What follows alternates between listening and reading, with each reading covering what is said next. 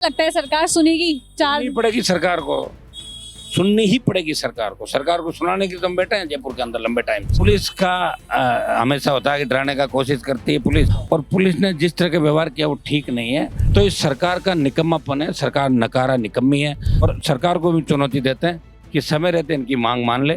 सरकार की ये दादागिरी हम कतई नहीं चलने देंगे। कल से हम आक्रामक तरीके से आंदोलन राजस्थान के अंदर करेंगे। ये जो आपने मांग उठाई है गिरफ्तारी की एचओडी की, क्या आपको लगता है सिर्फ गिरफ्तारी की मांग काफी है? सर, ये जो बातचीत चल रही है कि ये जो टेंट वेंट लगाए हैं उस पे सरकार कुछ करेगी, यहाँ पे टेंट नहीं लगा सकते थे, तो उस पे क्या बोलेंगे? कहाँ सरकार दिख रही है आपको? पुलिस चली गई ना वापिस, कहाँ नजर आ रही है आपको बताओ? ये पुलिस का हमेशा होता है कि डराने का कोशिश करती है पुलिस, और जब नहीं डरते हैं तो चली जाती है। चली गई पुलिस, कहाँ नजर आ रही है आपको? पहले तो बहुत से साधन और गाड़ियां थी। एक्चुअली लोकतांत्रिक तरीके से आंदोलन कर रहे थे। राकेश बिश्नोई के परिजन बैठे थे, हमारे संग्रिया विधायक और यहाँ के दोनों विश्वविद्यालय के पूर्व अध्यक्ष, और ये सारी टीम बैठी थी। राष्ट्रीय लोकतांत्रिक पार्टी की टीम भी यहाँ बैठी हुई थी परिजनों के साथ। और पुलिस ने जिस तरह के व्यवहार किया वो ठीक नहीं है। टेंट लगाना कोई अपराध नहीं है, पहले भी टेंट लगे और बहुत से आंदोलन यहाँ हुए। मैं हेड कांस्टेबल जब सुसाइड प्रकरण था उसमें मैं खुद आया था, यहाँ पे पूरी रोड जाम थी। तो इस सरकार का निकम्मापन है, सरकार नकारा निकम्मी है। देखिए, बड़े आंदोलन राजधानी के अंदर चल रहे हैं। राजस्थान का नौजवान आंदोलित है। 4 दिन हो गए एक डॉक्टर को, किसान के बेटे ने किस तरह मेहनत करके, जिनके एक भाई देश की सेवा करते हुए रिटायर्ड हुए, दूसरे भाई पुलिस के अंदर सेवा दे रहे हैं, और मेरे जिले का परिवार है, और बहुत हिम्मत वाले लोग हैं। इन्होंने कहा कि आर पार की लड़ाई होगी, चाहे आप कुछ भी करें। मैं इनको धन्यवाद देता हूँ, और सरकार को भी चुनौती देते हैं कि समय रहते इनकी मांग मान ले।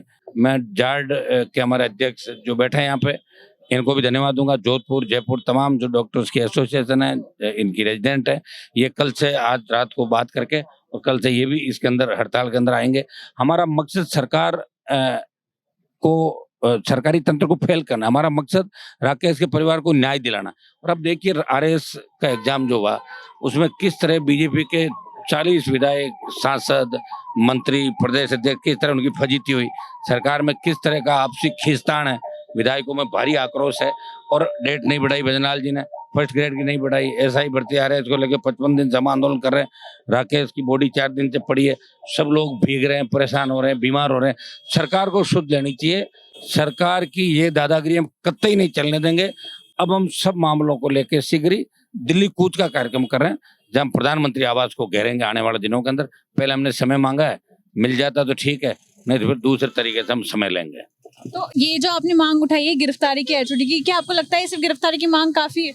नहीं, गिरफ्तारी के साथ हमने मुआवजा और नौकरी, ये तीनों मांगे एक उच्च स्तरीय कमेटी, ताकि ऐसी घटनाओं की पुनरावृत्ति नहीं हो।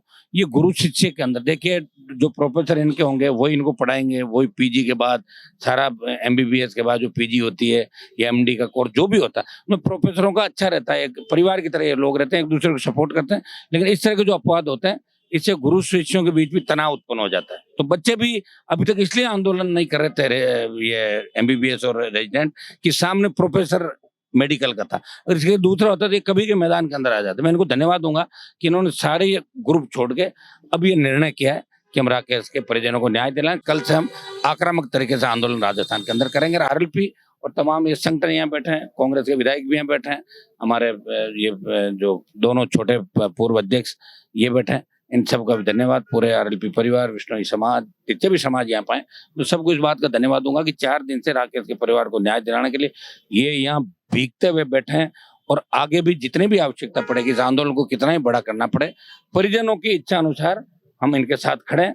और परिजनों ने ये कह दिया कि आर पार की लड़ाई है और हम न्याय लेके उठेंगे, तो निश्चित रूप से हम इनको पूरा न्याय दिला के ही इनको भेजेंगे घर पे। तो आपको क्या लगता है सरकार सुनेगी? चार सुननी पड़ेगी सरकार को, सुननी ही पड़ेगी सरकार को। सरकार को सुनाने के लिए तुम बैठे हैं जयपुर के अंदर लंबे टाइम से। ठीक है जी, शुक्रिया सर आपका बहुत।